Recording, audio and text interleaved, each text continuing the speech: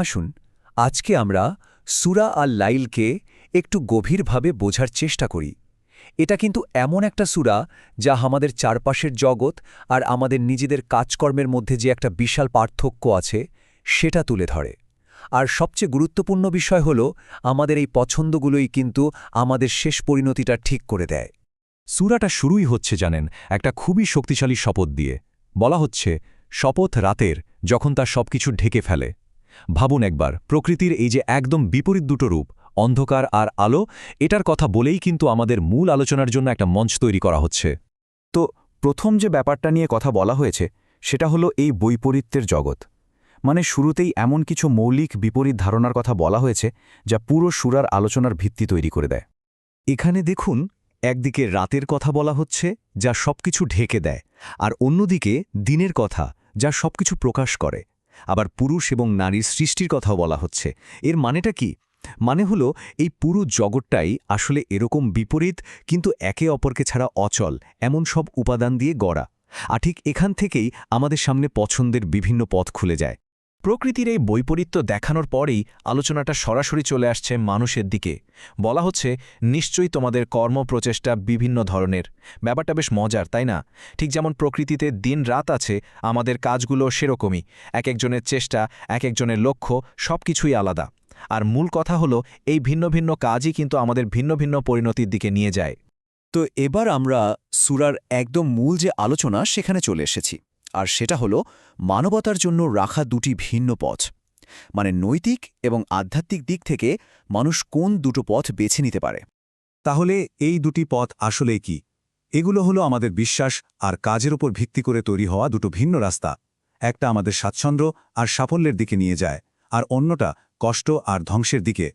চলুন এই দুটো পথ সম্পর্কে আরও বিস্তারিতভাবে জানা যাক।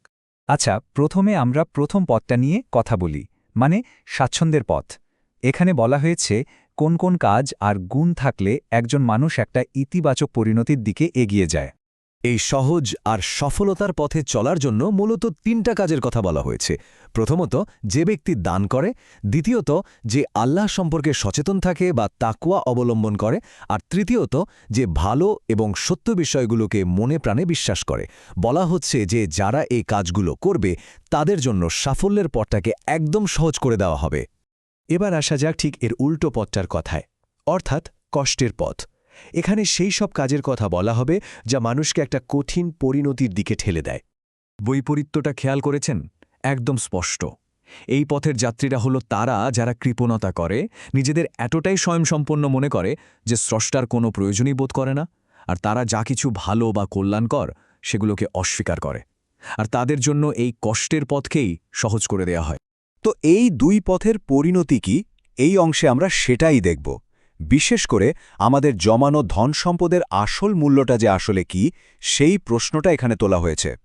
সূরাটা এখানে কিন্তু আমাদের দিকে একটা খুবই শক্তিশালী প্রশ্ন ছুড়ে দেয়।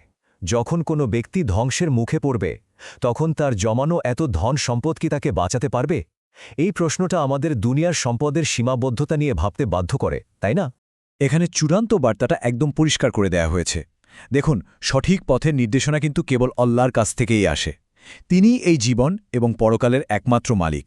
আর যারা সত্যকে জেনেও অস্বীকার করে, মুখ ফিরিয়ে নেয়, তাদের জন্য একটা কঠিন পরিণতির সতর্ক বার্তাও দেয়া হয়েছে। আমাদের এই বিশ্লেষণ প্রায় শেষের দিকে, আর সবশেষে আমরা জানব সেই ব্যক্তির চূড়ান্ত পুরস্কারের কথা যে স্বাচ্ছন্দ্য এবং আল্লাহ সচেতনতার পথটা বেছে নিয়েছিল।